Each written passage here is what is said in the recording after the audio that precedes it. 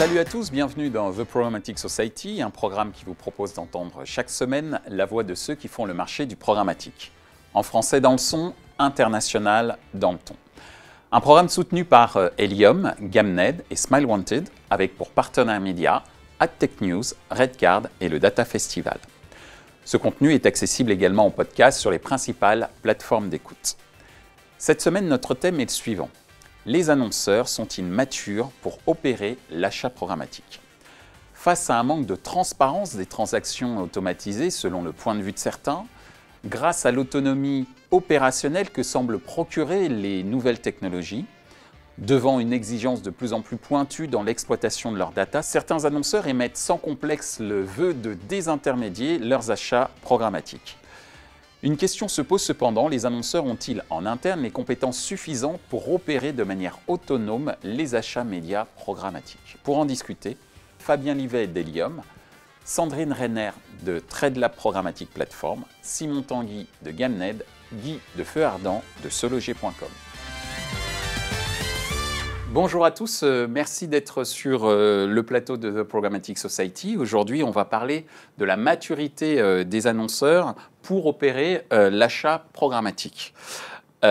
Pour commencer, et je commencerai par toi Sandrine, pour répondre à cette question, à quoi attribuez-vous l'intérêt des annonceurs pour une internalisation des achats programmatiques? Sandrine.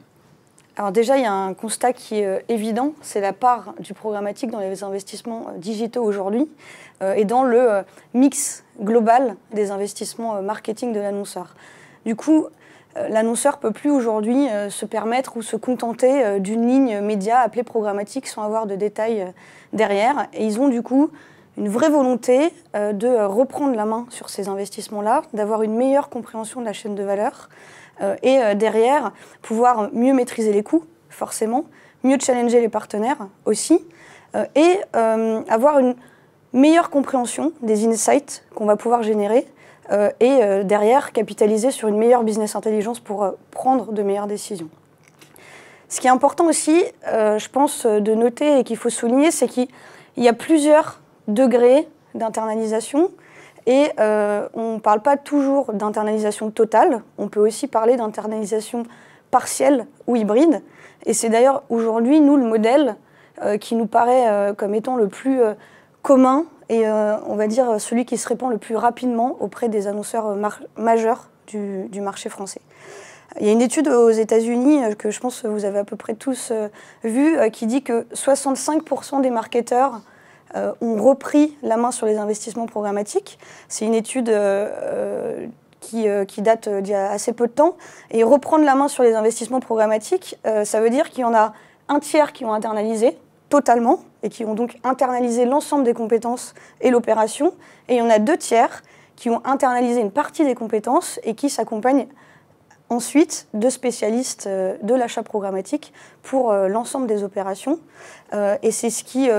nous, aujourd'hui, nous paraît comme étant le modèle le plus adapté aux annonceurs parce que ça leur permet d'abord d'avoir une totale transparence sur la chaîne de valeur et une visibilité totale sur les coûts, les opérations et les stratégies qui sont mises en place.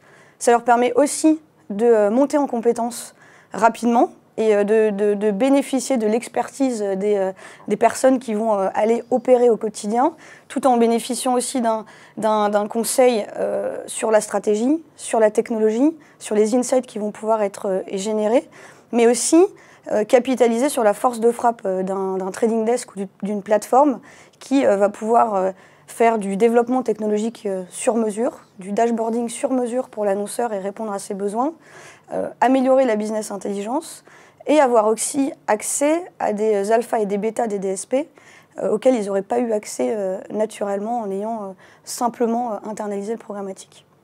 Simon, ta vision. Merci Sandrine. Vision assez proche finalement. Ce qu'on remarque effectivement quand on parle avec un annonceur qui a ce désir d'internaliser, ça reste au niveau du fantasme pour beaucoup, parce que peu l'ont fait en tout cas, alors pas aux États-Unis mais en France. Mais c'est ce désir de transparence, déjà effectivement dans un premier temps, transparence sur les coûts, mais pas que, également sur les stratégies, sur globalement qu'est-ce qui est mis en place sur leur campagne, comment leur marque est traité dans cet univers du programmatique qui peut paraître encore obscur pour beaucoup d'annonceurs. Donc la transparence, évidemment, la rentabilité, l'objectif de gagner finalement de l'argent, de la rentabilité sur les actions. Je vais internaliser, donc du coup, je vais également pouvoir maîtriser ces coûts-là. Alors ce sera vrai que si on a des niveaux d'investissement qui sont suffisamment importants pour couvrir les frais fixes, bien entendu. Certains aussi y voient, je parle encore au nom de l'annonceur, en tout cas ce qu'on me remonte moi, un intérêt pour aller protéger ces données. Les choses se passent chez moi, sur les plateformes avec qui j'ai directement contractualisé, donc je vais être plus à même de mesurer le risque en tout cas et de savoir comment mes données sont traitées. Donc, je pense que ça c'est un vrai enjeu également pour les annonceurs. Si on parle d'internalisation complète et pas d'hybride ou de chemin parcouru qu'à moitié, la flexibilité aussi va être importante pour les annonceurs. C'est-à-dire qu'à partir du moment où je maîtrise en interne, je vais avoir plus de flexibilité sur la maîtrise de mes budgets, sur couper une campagne ou pas, etc. C'est tout ça notamment que peut rechercher un annonceur à mon avis. Alors justement, parole à l'annonceur, Guy, à quoi tu attribues justement l'intérêt de tes confrères et consoeurs annonceurs dans l'internalisation des achats programmatiques? Je pense que l'essentiel a été dit parce que si j'en juge par mon expérience, SeLoger, la décision d'internalisation, elle a été prise sur deux axes. Premièrement, la connaissance et la maîtrise des aspects financiers des campagnes, et notamment la grande inconnue quand on traite avec certains acteurs, quel est le taux de marge, puisqu'on n'a pas accès au CPM réel d'achat. Et la seconde, c'est la protection de la data, ce qui peut expliquer d'ailleurs les méthodologies d'internalisation entre partielles ou entières, selon la valeur que finalement l'annonceur va accorder à sa data. SeLoger, on est conscient qu'on a une data de forte valeur qui est, je ne vais pas dire monopolistique, on n'est pas les seuls sur le marché, mais qui est quand même vraiment concentrée sur les sites SeLoger. Par conséquent, il n'était pas vraiment question de pouvoir la distribuer à d'autres acteurs et perdre la maîtrise de ce qu'ils en faisaient. Et donc on a opté pour une internalisation pleine et entière. C'est vrai que pour certains types d'autres sites où la data finalement n'a pas, ou est commune avec beaucoup plus d'autres acteurs, cette problématique-là a tendance un peu plus à s'affaiblir et on peut envisager des internalisations partielles sans prendre en charge ce stock qui est quand même assez coûteux tant en temps qu'en expertise humaine et financièrement de techno un peu lourdes à mettre en place. Je te laisse continuer, vas-y. Ouais. Je rajouterais juste un dernier petit truc, c'est que l'internalisation, c'est aussi une manière de faciliter le déroulé des projets marketing.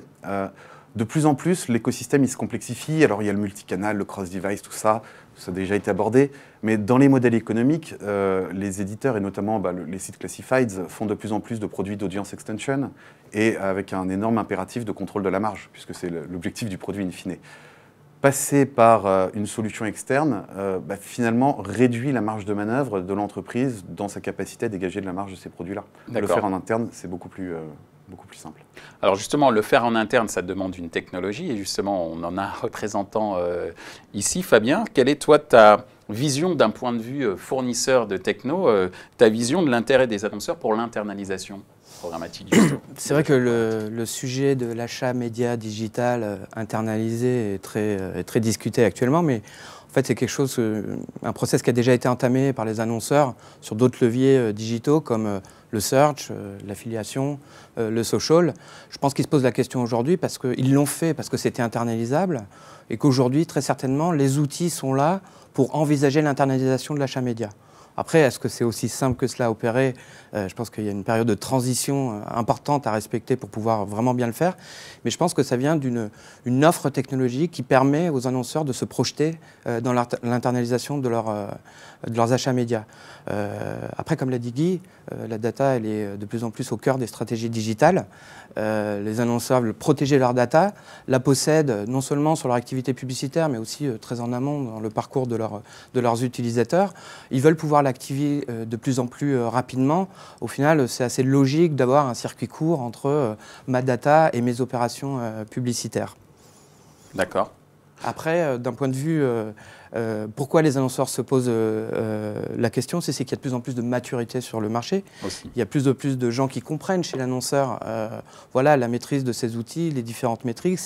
Ils déléguaient jusqu'ici cette expertise. Et maintenant, ils commencent à se l'approprier. Il y a de plus en plus aussi de profils à recruter qui peuvent apporter cette expertise. Donc pour moi, c'est une question de time to market.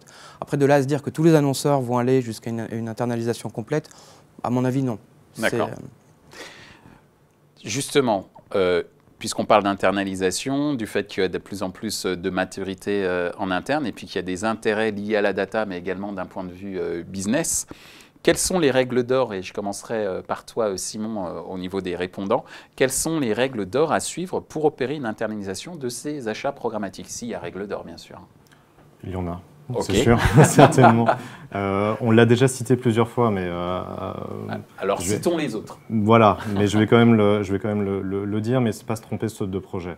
Effectivement, il y a internalisation complète et il y a internalisation partielle, et ce n'est pas du tout les mêmes enjeux. Donc, quand on pense internalisation complète, on pense à vraiment la contractualisation avec un DSP, avec une plateforme, avec le recrutement en interne de média traders ou la formation de personnes qui sont déjà là. Voilà.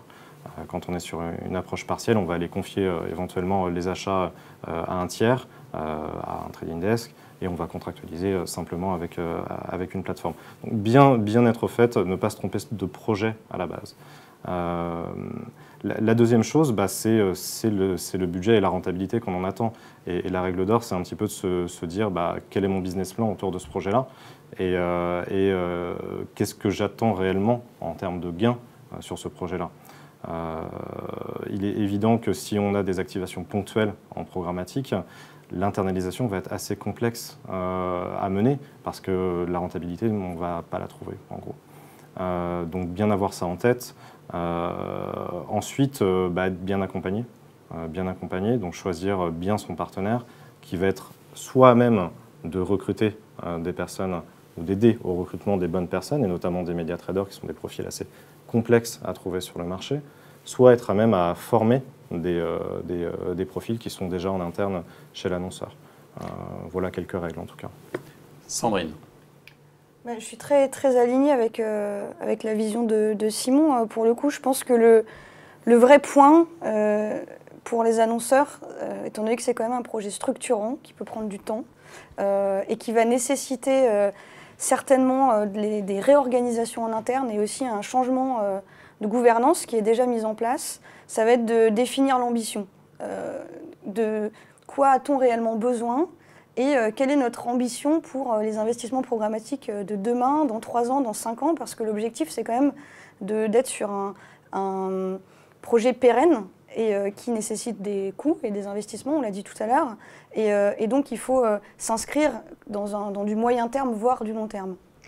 La deuxième question qu'il va falloir se poser, c'est est-ce que je suis staffée aujourd'hui pour l'opérer en interne, ou est-ce que j'ai besoin de recruter? Est-ce que j'ai les bonnes compétences? On le disait, aujourd'hui, dans les équipes marketing, on est face à des personnes qui sont maintenant experts, qui comprennent le digital et qui ont plus ou moins d'appétence à monter en compétence sur ces sujets-là et aussi à s'impliquer réellement dans la partie stratégique et opérationnelle. Et la dernière chose, et qui rejoint un peu le fait d'être bien accompagné, c'est est-ce que mon stack technologique qui est en place et à la hauteur et à la mesure de mes ambitions et ce qui me permet de répondre à mes besoins, autant en termes d'opération, certes, mais aussi derrière en termes de mesures et de prise de décision. Et si ce n'est pas le cas, ça va être la première étape de se dire aujourd'hui, comment est-ce que demain je vais mesurer ma rentabilité et est-ce que ce que j'ai déjà en place va permettre de le faire ou non. Et c'est un projet qui est long, ça je l'ai dit, mais qui va aussi nécessiter d'impliquer certainement d'autres directions, et pas uniquement la direction marketing. Et c'est en ça que du coup, il faut réussir pour le marketeur qui a cette volonté, à impliquer très certainement le board, mais aussi la DSI, les personnes qui vont travailler sur le CRM, et en fait, énormément de départements qui vont aussi porter ce projet d'unification et cette vision d'internalisation totale ou partielle. Alors justement, Merci pour la transition, puisque Guy, comment justement c'est opéré? Est-ce que toi, tu confirmes les fameuses règles d'or qui ont été émises par Sandrine et Simon? Et toi, comment tu l'as vécu justement dans cette intégration, non pas seulement de l'équipe marketing, mais également d'autres entités au sein de l'entreprise Se Loger? Nous, on avait une énorme chance, c'est que on a toujours d'ailleurs, le board Se Loger, c'était une entité qui était déjà très digitale, qui comprenait bien les enjeux du digitaux et qui est ambitieux, donc qui était prêt à prendre des risques. Je dis parle au passé parce que je me resitue 2 ans en arrière quand on a commencé à pitcher pour la création du Trading Desk. Ça a été vachement important. Parce que c'est quoi le premier enjeu d'une internalisation? C'est qu'on transforme des coûts qui sont variables. On ne signe pas un OI un mois et puis la dépense s'arrête en coût fixe. Parce que vous allez avoir du people et vous ne pouvez pas les virer du jour au lendemain. Enfin, c'est pas comme ça que ça marche.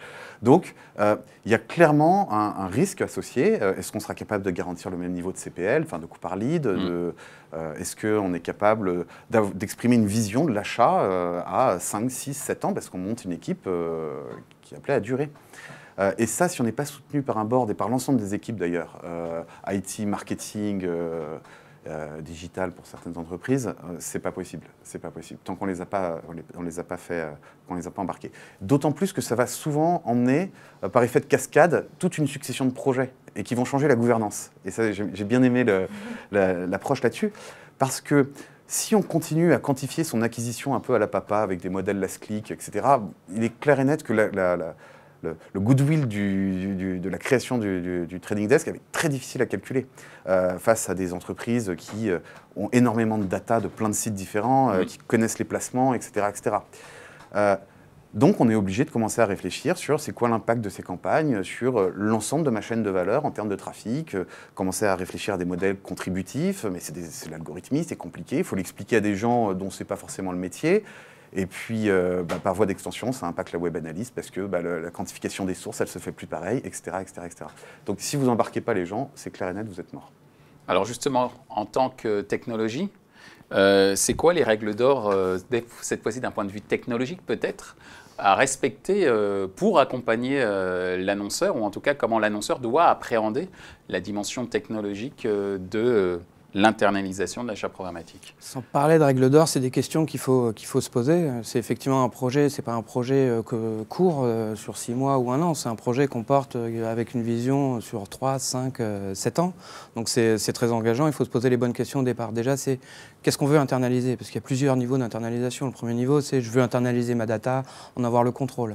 Le deuxième niveau, c'est probablement je veux internaliser les outils que j'utilise et ainsi toute l'intelligence qu'il y a dans ces outils, en être propriétaire. Et puis après, ça va encore plus loin dans l'internalisation des opérations, donc avoir ces médias traders. Ça peut être l'internalisation aussi de la création pour être plus en phase entre ces produits et les messages qu'on veut délivrer.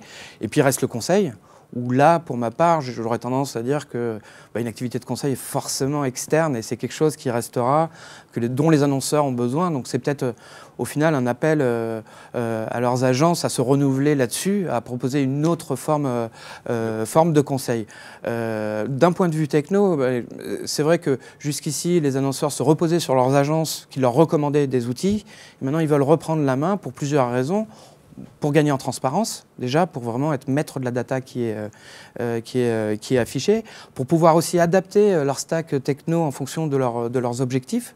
Donc passer de KPI qui sont très standards, marché, proposés par des agences qui gèrent tellement d'annonceurs différents mais qui ont besoin d'indicateurs un peu standards, à une logique interne où on définit soi-même ses propres indicateurs de performance. Donc déjà, il faut se poser vraiment la question de qu'est-ce qu'on veut vraiment internaliser? Est-ce qu'on veut vraiment aller jusqu'au média trading ou est-ce qu'on veut s'arrêter à la propriété de ces technos, quoi. Après, effectivement, il faut faire le point sur ces compétences. De quelles compétences on bénéficie en interne. Et là, effectivement, d'un point de vue techno, il vaut mieux en bénéficier un minimum de personnes qui sont formées sur tous ces outils. Et si je n'ai pas ces compétences en interne, comment je peux les recruter et les faire venir sur un projet? comme celui-là. Après, c'est aussi, on travaille dans le temps, une internalisation, ça c'est probablement, c'est un projet d'1 an ou 2 ans.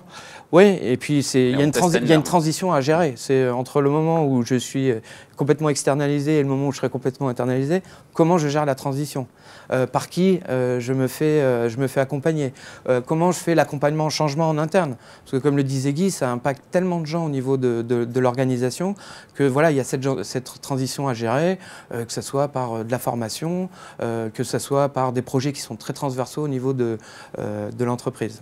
Alors, je suis en train de regarder le timing. On a fait 2 questions. Mais en tout cas, ça montre encore une fois que sur ce sujet-là, eh bien, il y a encore beaucoup de choses à dire. Je vais donc poser la dernière question et je serais ravi de vous réinviter pour continuer à parler de ces sujets de ce sujet qui est un sujet vraiment central aujourd'hui au niveau de la réflexion sur l'évolution du marché programmatique. Moi, j'ai une question qui me taraude et j'ai privilégié celle-là sur les 3 autres que normalement j'avais. J'en ai privilégié une qui est celle-ci. Est-ce que les technologies savent s'adapter aux réalités opérationnelles des annonceurs qui désirent internaliser leur achat programmatique?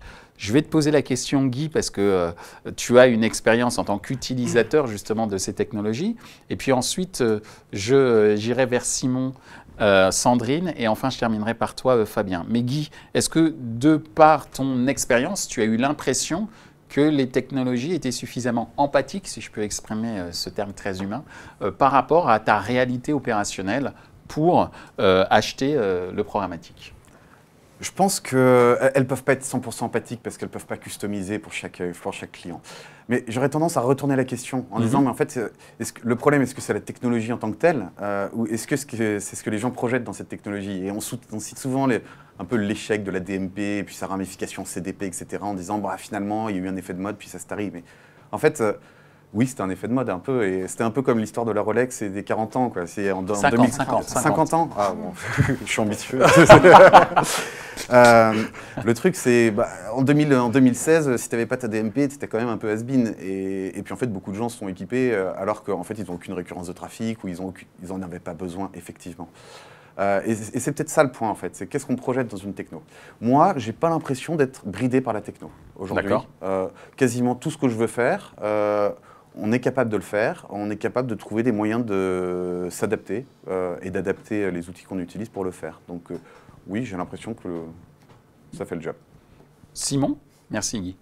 C'est le point de vue d'un pure player et c'est intéressant de l'avoir. Je pense qu'il y a une culture aussi du développement et de la techno qui est assez importante chez SeLoger et qui permet aussi d'avoir ce discours-là. Peut-être que ce serait différent si un annonceur d'un grand groupe non digital à la base parlerait. Mais en tout cas, encore une fois, il faut savoir placer le curseur. Quelle est notre ambition? Quelle est l'ambition aussi de l'annonceur sur tous ces sujets?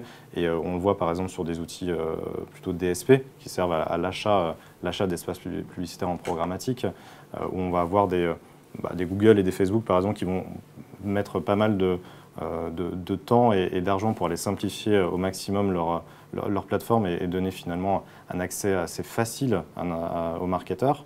Quand d'autres outils vont être un petit peu plus techniques et vont ouvrir par contre plus de flexibilité et de créativité dans les stratégies et dans toutes les surcouches qu'on pourrait mettre en place. Donc c'est un petit peu, voilà, tout est possible effectivement, je pense, en termes de technologie, juste à faire le bon choix par rapport aux ambitions et aux objectifs également qu'on se fixe. Merci Simon. Sandrine? Je pense que ce qui est certain, c'est que aujourd'hui et demain, les annonceurs ne se contenteront plus des modèles standards et de ce que proposent les DSP, ou alors après ça va dépendre de l'ambition, mais aujourd'hui le niveau d'exigence il a quand même considérablement augmenté en 2 ans et les annonceurs ont besoin d'une technologie qui va répondre à leurs besoins en termes de marketing, en termes de mesures et en termes de mesures de rentabilité, on en parlait tout à l'heure aussi. Et c'est en ça aussi qu'ils ont besoin d'être accompagnés et du coup d'avoir cette possibilité d'aller développer du sur-mesure, d'aller personnaliser les algorithmes, d'aller personnaliser les dashboards aussi, la façon de générer de la business intelligence Et c'est là où vraiment on pourra atteindre, je pense, l'objectif et l'ambition réelle qu'il y a derrière l'internalisation totale ou partielle du programmatique. Et derrière, ce qui est certain aussi, c'est que on cherche à créer de la valeur et à mesurer de la rentabilité. Et pour ça, il faut forcément reprendre en main tous ces sujets-là. Et donc, se contenter des modèles standards, ça ne suffira pas. Et d'ailleurs, on en parlait tout à l'heure, on le sent aujourd'hui aussi, les annonceurs, ils ont une volonté évidente de challenger les KPI. Ils ont envie d'aller plus loin que les modèles d'attribution traditionnels du marché. On est aujourd'hui dans une logique de marketing qui est data-driven et ça passe par personnaliser les développements qui sont mis en place, personnaliser les campagnes, mais ce n'est pas uniquement de l'activation média, c'est aussi derrière tous les modèles de mesure, et on parlait de l'attributif versus le contributif, ça c'est les prochaines étapes, et c'est aussi là où se fait la reprise en main. Alors justement, pour finir ce débat, parole à la technologie, justement par rapport à cette question sur l'adaptation des technologies aux réalités opérationnelles. S'il y a un frein à l'internalisation, c'est probablement la complexité opérationnelle. Certains annonceurs ne vont pas sauter le pas parce que voilà, il y a un besoin de maîtrise de plusieurs technologies. Ce n'est pas juste une technologie. Il vous faut un DSP, éventuellement votre DMP, et puis des solutions d'ad verification, et puis de qualification d'audience. Donc au final, si on veut aller au bout de la logique opérationnelle, on se retrouve avec cette complexité opérationnelle à gérer. Il y a des plateformes qui font de meilleurs efforts que d'autres sur leur utilisation, sur l'expérience utilisateur, qui fait qu'elles sont plus faciles à déployer. C'est vrai que des plateformes comme celle de Google ou Facebook, elles sont très performantes là-dessus, mais ce n'est pas forcément le cas de tout le monde. Et alors, cette question me plaît particulièrement parce que c'est un peu la mission que nous, on s'est donnée chez Helium, c'est de permettre aux annonceurs d'orchestrer leur stack technologique. Justement que la sous-couche de l'ensemble des technos qu'ils utilisent ne soit pas un frein pour déployer leur stratégie média. Donc on pense qu'en apportant cette surcouche, on va rendre plus facilement l'internalisation des technologies et puis d'avoir une approche custom. Véritablement, chaque annonceur a besoin de certains types de dashboards, de certains types d'indicateurs. Et là, aujourd'hui, avec les outils qu'ils utilisent, ils ont des données brutes qui sont les mêmes pour tout le monde. Donc il y a cette couche de customisation qu'on a besoin d'apporter pour vraiment avoir une stack qui convienne spécifiquement aux besoins de l'annonceur. En tout cas, merci d'avoir participé à ce débat pour expliquer que la maturité du marché des annonceurs est en marche. Maintenant, il n'y a plus qu'à.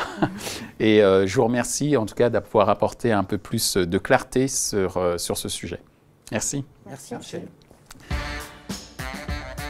Ainsi s'achève ce débat autour de la maturité des annonceurs pour opérer l'achat programmatique. Les 3 points à retenir de nos échanges sont les suivants.